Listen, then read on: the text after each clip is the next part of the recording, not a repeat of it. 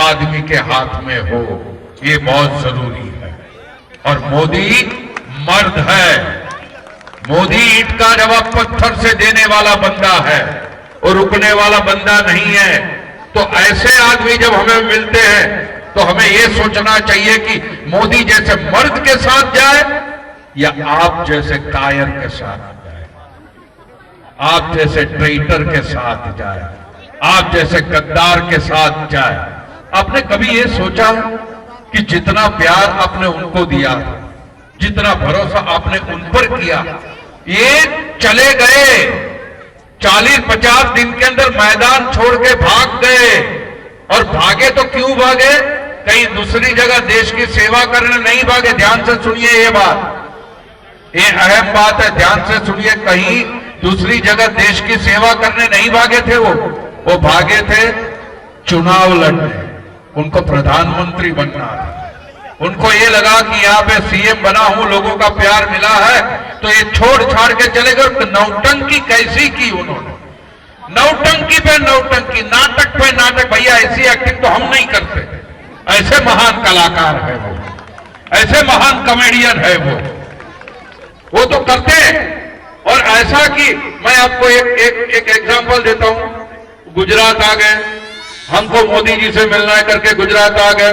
अरे भैया, आप डॉक्टर से मिलने जाते हो, लॉयर से मिलने जाते हो, स्कूल के प्रिंसिपल से मिलने जाते हो, तो उसका भी टाइम लेते हो कि हम कब आए कि ना आए, आप बता दीजिए हमको। ये तो स्टेट का सीएम है, ऐसा ही चल पड़े, क्योंकि उनको पता था वो जाएंगे वहां पे, उनको मिलेंगी नहीं, अपॉइंटमेंट मिलेंगी नहीं, फिर वो नाटक करेंगे कि देखा हम मिलने गए, हमें मिलने नहीं दिया, वो मिलना नहीं चाहते, वो हमसे डरते हैं, हमसे घबराते हैं, आ जाए मैदान में मिलना है। तो ये कोई बात है? ये तरीका है लोकतंत्र चलाने का? लेकिन ऐसी नौटंकी करके करके करके करके उन्होंने लोगों को बहका दिया। और बहका दिया मैंने कहां तक बहका? पहले तो ये कहा कि भैया हमारे जो मंत्री हैं वो लाल बत्ती नहीं लेंगे, कोई वीआईपी नंबर नहीं लेंगे, कोई बड़ी बड़ी गाड़ियां नहीं लेंगे, सब लेके बैठ गए। और खुद ये कहा कि नहीं नहीं भैया, मेरी जो कोठी है, जो मेरा जो घर है छोटा सा, मैं तो आम आदमी हूं, आप जैसा हूं, मैं तो सीएम हूं, कॉमन मैन हूं, मेरे लिए तो छोटा सा घर चलेगा। फिर घुस गए कोठी में, और कोठी भी बिल्कुल ये नहीं ये कोठी, ये नहीं ये कोठी। और घुसे तो ऐसे घुसे कि इस्तीफा देने के बाद भी उनका जमीर नहीं जागा कि भैया कागज तो दे दिया, कोठी भी दे दो। वो कोठी नहीं दी, धक्के मार के निकालने पड़े। ये हालत है। ऐसी नौटंकी करने वाले, झूठ बोलने वाले, सरासर झूठ बोलने वाले। अब ये समझिए अन्ना हजारे जी, जिन्होंने खुद कहा कि हमारे पैसे का हिसाब ही नहीं मिल रहा है। आपने कभी मोदी जी के बारे में ऐसा सुना कि मोदी जी पैसे खा गए या उनके सगे वाले कोई पैसे खा गए? आपने उनके सगे वालों की कोई तस्वीर भी देखी है? या उनके बहन और भाई का नाम भी कभी पेपर में पढ़ा है कि कभी ऐसा हुआ? नहीं। वो खुला कहते हैं मेरा परिवार मेरा देश है, मेरा परिवार, उसको कोई इजाजत नहीं दूंगा मैं मेरे बगल में खड़ा रहने की।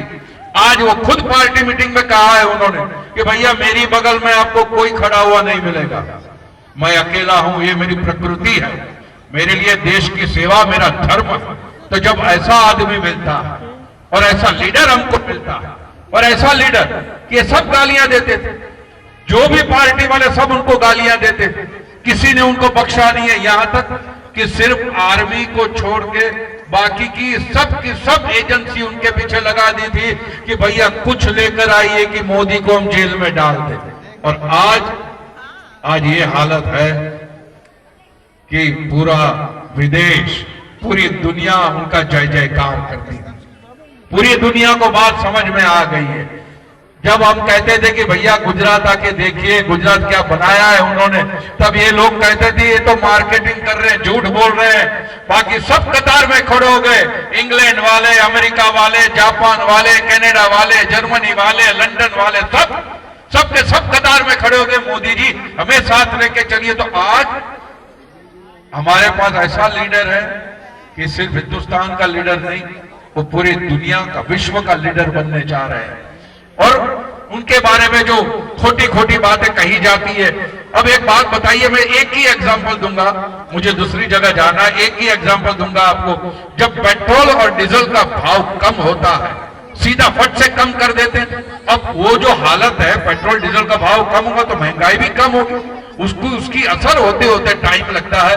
क्योंकि कांग्रेस वाले ने ऐसा विरासत में छोड़ गए, ऐसा खा खा के खोखा छोड़ गए आपके हाथ में कि उसकी मरम्मत करते करते भैया बहुत टाइम लगता है। और ये हमेशा कांग्रेस की नीति रही है, ऐसा छोड़ के जाओ मामला आपके हाथ में कि 4 साल तो आपको उसको संवारने में, मरम पट्टी करने में ही निकल जाए।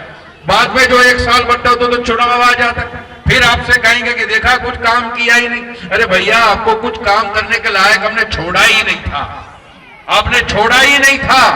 तो ये समरते समरते, निखरते निखरते, उभरते उभरते टाइम लगता है।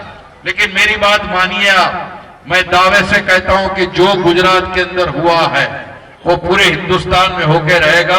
और सब लोगों को ये बात समझ में आ गई है, मोदी सच्चा आदमी है, मोदी मर्द है, मोदी कभी भागेगा नहीं, मोदी कभी आपको मझधार में छोड़ के नहीं जाएगा।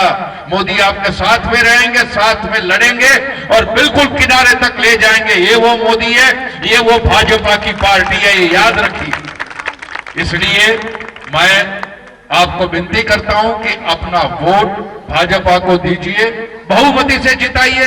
क्योंकि मोदी जैसा आदमी को जब बहुमति मिलती है तब जाके वो अपना काम करते हैं, तब जाके रंग आता है। जो आपने देख लिया, वो कोalition की गवर्नमेंट हो या ढीली ढाली गवर्नमेंट हो, वो मोदी को रास नहीं आएगी। और मोदी जी का ध्यान सब जगह रहता है। आज भी मैं कहता हूं गुजरात में क्या क्या होता है, पल पल की खबर मोदी जी को होती है। हरियाणा में क्या होता है, पल पल की खबर होती है मोदी जी को। भैया सुबह 6:30 बजे मंत्रियों को फोन करते हैं, 6:30 बजे, क्या कर रहे हो? मंत्री जी कहते हैं वॉक ले रहे हैं। तो ठीक है, तो वॉक लेते थे, यहाँ पे आ जाइए, बैठ के बात करते हैं, कुछ काम करते हैं, कुछ फाइल देखते हैं। ये हालत है मंत्रियों की। तो हर जगह उनकी नजर है, पल पल की खबर है। तो ऐसे आदमी पे भरोसा करो। भरोसा हमेशा मर्द पे होता है, कायर पे नहीं, गद्दारों पे नहीं, ट्रेटर पे नहीं होता। इतनी सी बात मैं कहूंगा और फिर से आपको विनती करता हूं और क्षमा चाहता हूं कि मैं देर से आया और आपको रुकना पड़ा। थैंक यू सो मच, बहुत बहुत धन्यवाद। भारत माता की जय। डायलॉग नहीं हो सकता। मैं कोई बात बता दूं, हमारा कॉपीराइट का प्रॉब्लम होता है। कॉपीराइट का प्रॉब्लम नहीं है तो भी मैंने शुरू में कहा कि भैया मैं डायलॉग बाजी करने नहीं हूं, मनोरंजन हम करेंगे, यहाँ पे सुलझी हुई बातें करनी है। ठीक है, थैंक यू।